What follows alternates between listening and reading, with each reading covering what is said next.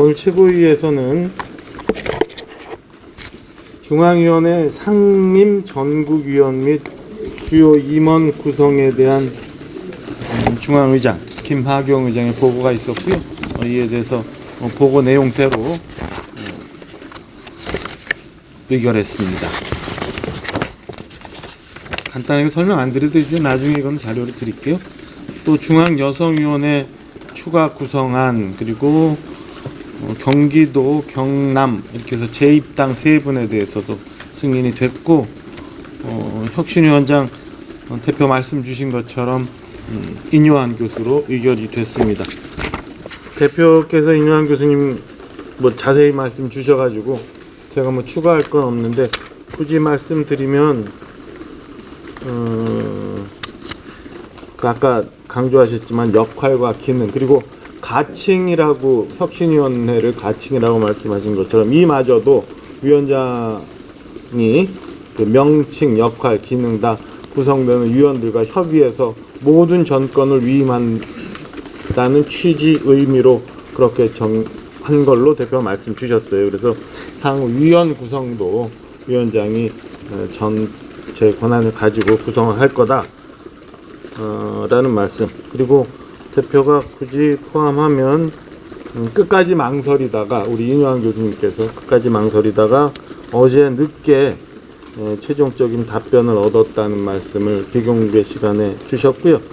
인요한 교수님 저희가 그 프로필이나 특징사항 정리해서 9시경이면 드릴 수 있을 것 같은데 제가 파일 형태로 배포해 드릴게요. 우선 첫째 보면 그 조부께서 3.1운동 당시에 우리 독립운동과 굉장히 그 밀접한 활동을 하셨고, 이에 따라서 일제 탄압을 받았었고, 그 다음에 부친께서는 6.25 전쟁 당시에 직접 참전을 하실 정도로 헌신을 했고, 당신도 5.18 때 시민군 통역 활동을 하는 등, 이건 본인에 대한 건 제가 설명 안 드려도 여러분 더 잘 아실 테니까 그런 이력을 갖고 있어서 제가 볼 때는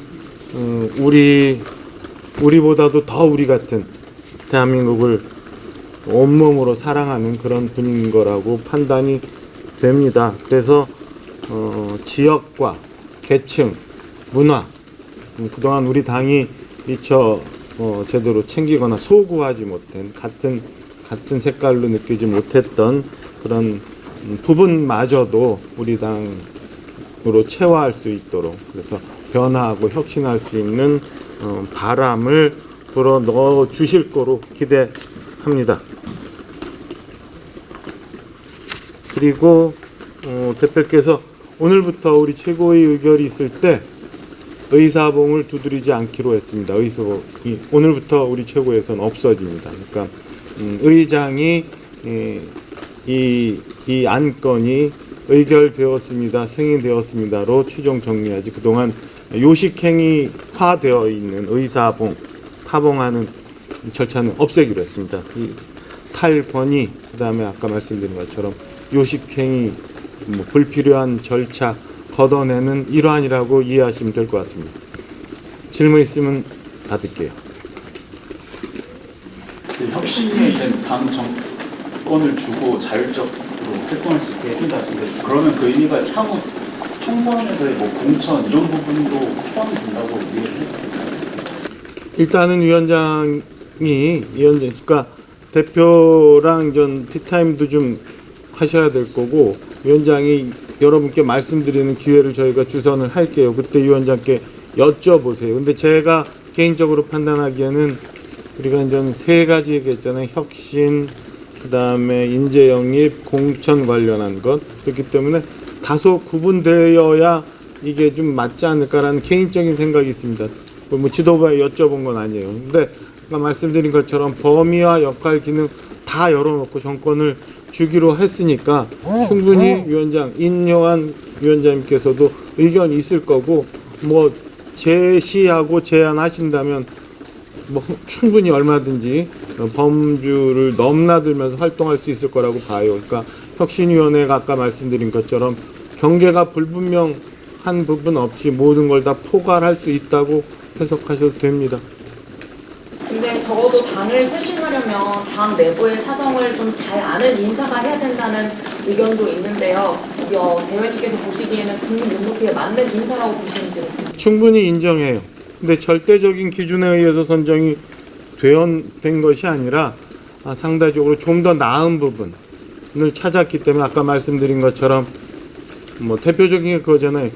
푸른 눈의 한국인, 그리고 인유한 교수가 부친 사고 사망과 관련해서 한국형 앰뷸런스를 도입했잖아요. 그러니까 기존에 계셨던, 우리가 상수로 볼 수 있었던 정치권에서 활동하셨던 분들이 보지 못하는 부분을 추가적으로 만들 수 있다고 보기 때문에 아마 상대적으로 좀 더 그런 부분을 높이 산 거라고 봅니다.